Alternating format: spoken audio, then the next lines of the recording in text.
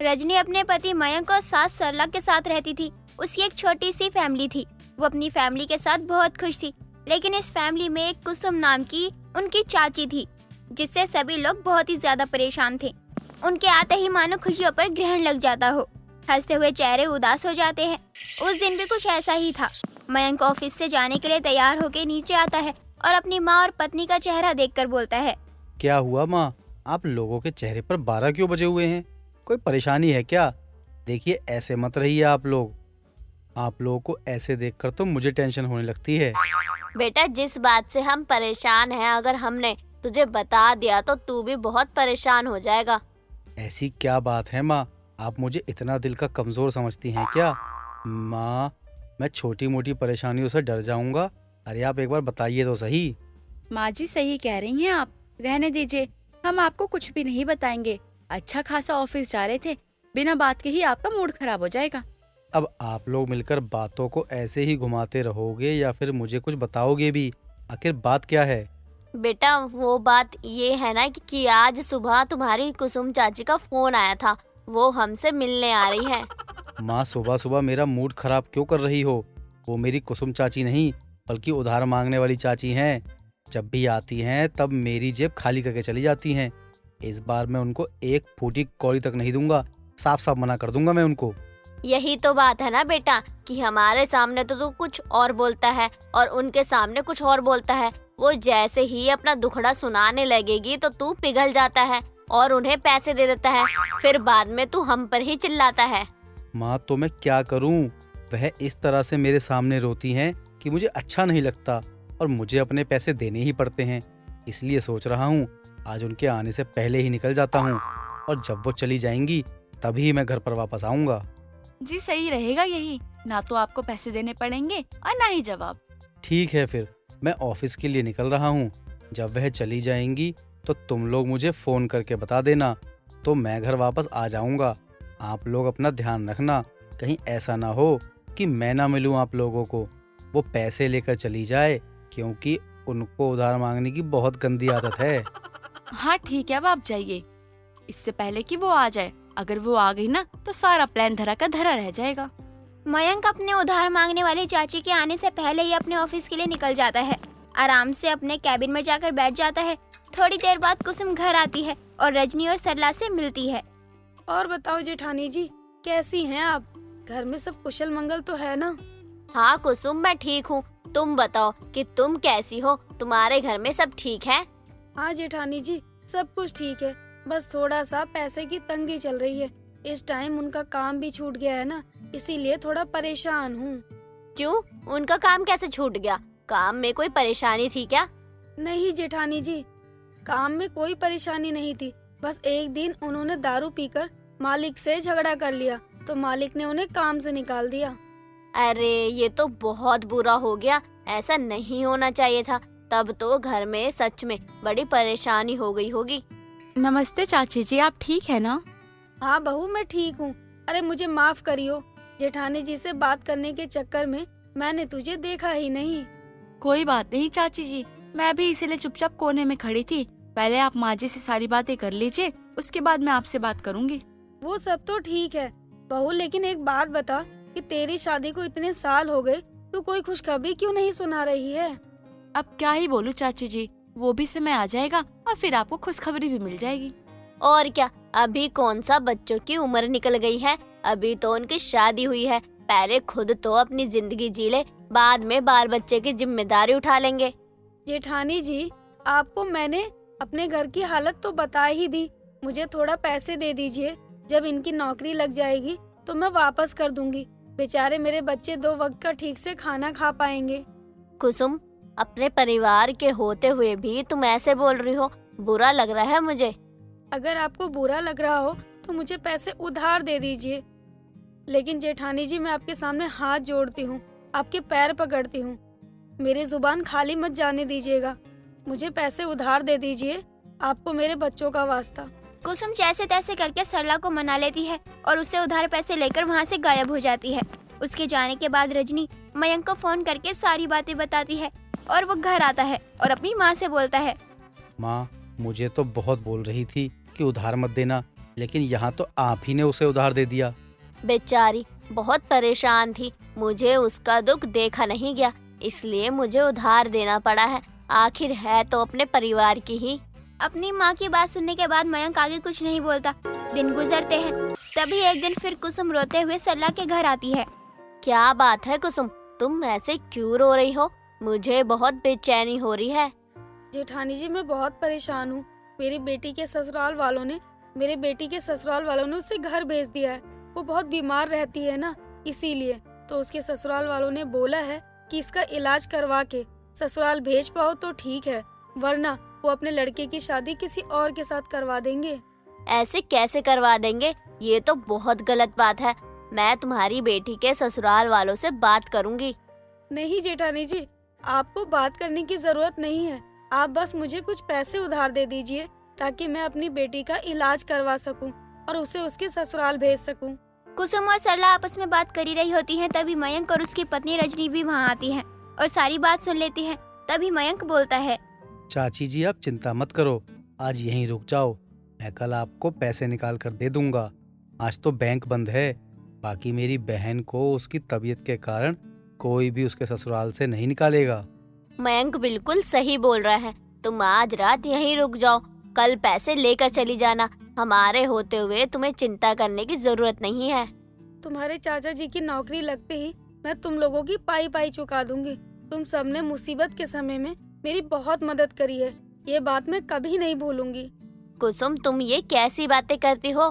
तुम मयंक की सगी चाची हो। अगर आज हम लोग एक ही छत के नीचे रह रहे होते तो भी तुम क्या यही कहती? तुम्हारा परिवार हमारा भी तो परिवार है ना। अगले दिन कुसुम पैसे लेकर अपने घर चली जाती है। इस बात को कई दिन निकल जाते हैं। तभी एक दिन मयंक अपनी पत्नी और माँ से बोलता है, माँ मेरा मन कर रहा है कि एक बार चाची के घर हो आते हैं, देखें कि आखिर उनकी बेटी के ससुराल वालों का ये माजरा निपटा के नहीं। आप लोग क्या कहते हो? माँ जी, मुझे ना इनकी बात सही लग रही है, हमें ना जाना चाहिए। कहीं उनके ससुराल वालों को ये ना लगे कि ये अकेली है। ठीक है, फिर इसमें इतना सोचने की जरूरत नहीं है, लेकिन इस बार हम उनको कुछ भी बताकर नहीं जाएंगे, क्योंकि अगर हमने ऐसा किया तो उनकी जो भी स्थिति होगी वो हमें पता नहीं चलेगी। ये भी सही है, तो फिर चलते हैं, आज वैसे भी मेरे ऑफिस में छुट्टी है। मयंक अपनी गाड़ी से उतरकर मांगने वाली चाची के घर के लिए निकल जाता है। जहाँ पहुंचकर वहाँ का नजारा देखकर वो दंग रह जाता है। उसके सभी घर वाले आराम से बैठे एक दूसरे से हंसी मजाक कर रहे होते हैं, जिसमें कुसुम उन लोगों से बोलती है, कुछ भी कहिए, लेकिन आपके बड़े भाई की फैमिली है बहुत बेवकूफ। कितनी जल्दी सब पर विश्वास कर लेती है। अरे उन मूर्खों को क्या पता कि ना ही आपकी नौकरी गई है, ना ही मेरी बेटी की कोई तबीयत खराब है। ये सब तो बहाने हैं उन लोगों से पैसे उधार मांगने के, ताकि हम अपनी लाइफ एंजॉय कर सके। कुसुम इतना कहकर जैसे ही सोफे से उठकर पीछे देखती है, अपनी जेठानी के परिवार को देखकर उसके होश उड़ जाते हैं। उसके लाख माफी मांगने के बाद भी कोई उसे माफ नहीं करता। साथ ही उसी दिन से उसकी सारी उधारी भी बंद हो जाती है। साथ ही उसने जो पहले का उधार लिया होता है उसे भी कुसुम को सूद समेत वापस करना होता है। अंजलि अपने बेटे संजय, बहू रुचि और पोती पीहू के साथ कानपुर में रहती थी। अंजलि का भरा पूरा परिवार था। उसके घर में किसी भी चीज की कोई कमी नहीं थी, लेकिन अंजलि को पोते का बहुत चाव था। वो पोते के लिए हमेशा अपनी बहू के पीछे पड़ी रहती है, लेकिन रुचि हमेशा अपनी सास की बात को टाल जाया करती थी। एक सुबह के समय रुचि डाइनिंग टेबल पर बैठी इमली की चटनी बना रही होती है। तभी अंजलि वहाँ आती है। इमली की चटनी लेकर बैठी है तो सुबह सुबह, मतलब कोई खुशखबरी है। भगवान ने लगता है मेरी सुन ली है, मुझे पोता मिलने वाला है। सदा सुखी रहे बहू, तूने मेरी बात सुन ली। माँ जी आप शांत हो जाइए, आप जैसा समझ रही हैं वैसा कुछ नहीं है। थोड़ा धीरे बोलिए, आस पड़ोस वाले सुन लेंगे तो सुन ले। मैं जोर जोर से चिल्ला कर सबको बताऊंगी कि मेरे घर पोता आने वाला है। सदा सुखी रहे बहू तू, कब से मैं तुझसे पोता मांग रही थी। बहू मुझे पोता दे दे, पोता दे दे। आखिरकार तूने मेरी बात मान ली। माँ जी आप समझ क्यों नहीं रही हैं? ऐसा कुछ नहीं है जैसा आप समझ रही हैं। पहले आप मेरी बात तो सुनिए कि मैं कहना क्या चाहती हूँ। मुझे कुछ नहीं सुनना है, मैं तो खुशी से नाचूंगी। मेरी बहू ने मुझे पोता दिया है, मेरे घर पोता आने वाला है। अंजलि पोता आने की खुशी में पूरे घर में घूम घूम कर नाच रही होती है। तभी संजय अपनी बेटी पीहू को लेकर वहाँ आता है और अंजनी को नाचते देखकर हंसने लगता है। अरे क्या हुआ माँ, आज आप बड़ी खुश लग रही हैं। कौन सी जन्नत मिल गई आपको, जरा मुझे भी तो बताइए। बेटा मैं तो बहुत खुश हो गई कि तूने मेरी तमन्ना पूरी कर दी है और मुझे पोता मिलने वाला है। माँ, मेरे ख्याल से तो मैं आपका इकलौता ही बेटा हूँ, और जहाँ तक मुझे पता है कि मैंने आपको कोई पोता नहीं दिया, बल्कि एक पोती दी है जो आपके सामने खड़ी है। तो आपको पोता कहाँ से मिल गया? नींद में हो क्या माँ आप? मैं नींद में नहीं हूँ। लगता है तुझे अभी तक तेरी बीबी ने अपने माँ बनने की खुशखबरी नहीं दी है। क्या? ये कैसे हो सकता है? तुम सच में माँ बनने वाली हो? चुप करिए आप। आपको नहीं पता कि मैं माँ बनने वाली हूँ या नहीं? सब आपकी वजह से हुआ है। माँ जी को पोता पाने के चक्कर में ना पागल हो गई है वो, और कुछ नहीं। उन्होंने मुझे सुबह इमली की चटनी बनाते हुए देखा, बस शुरू हो गई, मुझे पोता मिल गया, मुझे पोता मिल गया। तू ये क्या कह रही है बहू? इसका मतलब तू पेट से नहीं है? मैं बिना बात ही खुश हो रही थी। शुक्र है आपको तो मेरी बात समझ में आई। मैं ये इमली की चटनी संजय जी के लिए बना रही थी। इन्हें आलू के पराठों के साथ इमली की चटनी पसंद है ना, इसलिए। रुचि की बात सुनकर अंजनी उदास हो जाती है और जाकर चुपचाप सोफे पर बैठ जाती है। तभी संजय उसके पास आता है और उसका हाथ पकड़ता है। माँ, मुझे अब और बच्चे नहीं चाहिए। भगवान ने मुझे एक लड़की दी है और आपको पोती। मुझे इसे अच्छे से पढ़ा लिखा कर किसी लायक बनाना है, बस इसलिए आप ये पोते का ख्याल अपने दिल से निकाल दीजिए। पापा, दादी को क्या हुआ? ये अभी तो हंस रही थी, अब सैड क्यों हो गई? बताओ दादी, मुझे बताओ क्या हुआ आपको? बेटा, आप एक काम करो, आप मेरे साथ चलो। दादी को अकेला छोड़ दो, आपको स्कूल के लिए देर हो रही है ना। संजय इतना कहकर पीहू और रुचि को लेकर वहाँ से चला जाता है। इसके बाद अंजनी अपने मन में सोचती है, बेटा मैं तो तेरी माँ हूँ, अपने घर का चिराग तो मैं तुझसे लेकर रहूंगी। पोता तो तू मुझे जरूर देगा, अब मुझे ही कुछ करना पड़ेगा। अंजनी इतना कहकर वहाँ से चली जाती है। समय बीतता है और अंजनी अपने बहू बेटे को हमेशा करीब रखने की कोशिश करती है ताकि उससे पोता मिल सके। एक दिन रात के समय संजय अपने कमरे में लेटा होता है, तभी रुचि वहाँ आती है। पीहू कहाँ है? दिखाई नहीं दे रही। उसे सोना नहीं है क्या अभी? वो माँ जी के साथ ना माँ जी के कमरे में है। माँ जी कह रही थी कि उसे आज वो अपने साथ ही सुलाएंगी। लेकिन क्यों? उसे मेरे बिना नींद नहीं आती है और ना ही मुझे उसके बिना। मैं अभी उसे लेकर आता हूँ। रुकिए ना, वैसे भी उसकी वजह से हमें पर्सनल टाइम कहाँ मिलता है। अब मिला है तो थोड़ी देर बातें करते हैं आराम से।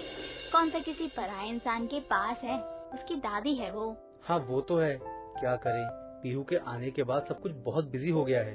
आपसे एक बात कहूँ, अगर आप गुस्सा ना करे तो? हाँ बोलो, क्या बोलना चाहती हो तुम? क्या हम एक और बच्चे के बारे में नहीं सोच सकते? माँ जी हमेशा मेरे पीछे पड़ी रहती हैं, बहू मुझे पोता दे दे, मुझे पोता दे दे। आप भी बताओ ना, मैं उनको क्या जवाब दूँ? यार अब तुम भी माँ की तरह शुरू मत हो जाओ। तुम जानती हो ना कि मैं एक और बच्चा नहीं पाल सकता और ना ही मैं चाहता हूँ। मेरे लिए एक ही बहुत है, मैं इसी की परवरिश अच्छे से कर लूँ, यही मेरे लिए बहुत है। संजय और रुचि एक दूसरे को गले लगाकर लेटकर बातें कर रहे होते हैं। तभी उनकी बच्ची पीहू भागते हुए उनके कमरे में आ जाती है। उसको रोकने के चक्कर में अंजनी भी कमरे के अंदर आ जाती है। अंजनी को देखते ही दोनों बैग से खड़े हो जाते हैं। माफ करना बेटा, वो पीहू को पकड़ने के चक्कर में मैं गलती से अंदर आ गई। बेटा तुम मेरे साथ चलो, आज पीहू दादी के साथ सोएगी। नहीं, मैं दादी के साथ नहीं, मम्मी और पापा के साथ सोऊंगी।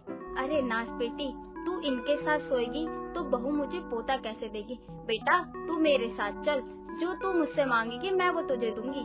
नहीं, मैं पापा के साथ ही सोऊंगी। कोई बात नहीं माँ जी, आप जाइए, ये नहीं जाने वाली है। अगर आप इसे ले जाएंगी तो खुद रात में नहीं सो पाएंगी। रुचि के कहने पर अंजनी वहाँ से चली जाती है। समय बीतता है। तभी एक दिन रुचि रसोई में खाना बना रही होती है। तभी अंजनी वहाँ आती है। बहू मुझे पोता दे दे, मेरी आखिरी इच्छा तो पूरी कर दे। माँ जी आप पोता तो ऐसे मांग रही हैं जैसे मार्केट की शॉप में लगी कोई शो पीस हो, जो आपके कहते ही मैं उसे लाकर आपको थमा दूं। मैं अकेली कैसे दे दूं आपको पोता? बहू तू संजय को मनाने की कोशिश तो कर। एक पत्नी होकर अपने पति को रिझा नहीं सकती है क्या, ताकि मेरा वंश भी आगे बढ़ जाए? माँ जी मैं क्या करूँ, मुझे ये सब करना नहीं आता। आप बताइए। अपने पति के साथ टाइम बिता, उससे प्यारी प्यारी बातें कर, ताकि वो तेरे पास रहे, तुझसे दूर ना जाए। एक बार अपनी तरफ से पूरी कोशिश कर, अच्छे से तैयार होके बंधन के जा। अपनी सास के कहने अनुसार रुचि ज्यादातर अपने पति के करीब रहने की कोशिश करना शुरू कर देती है। जब तक वो घर में है वो उसके पास ही रहती।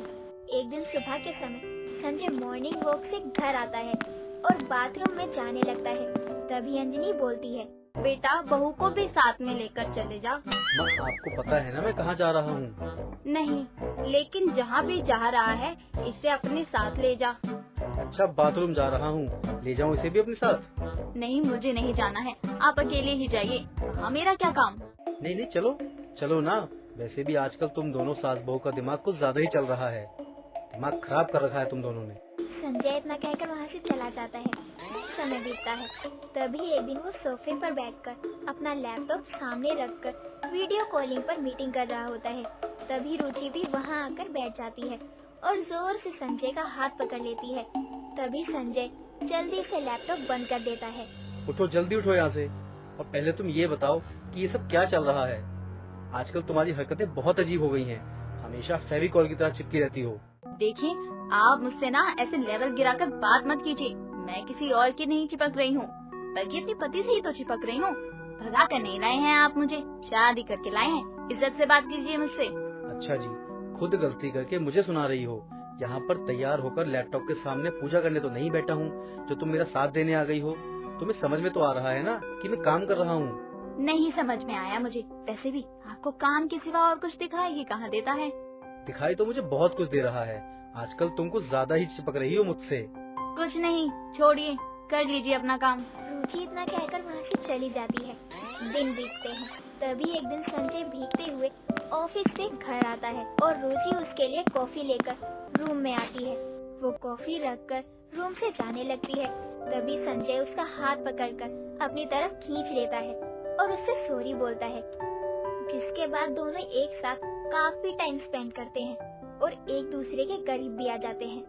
समय बीता है। तभी रुचि एक दिन डॉक्टर के पास जाती है, जहाँ उसे पता चलता है कि वो माँ बनने वाली है।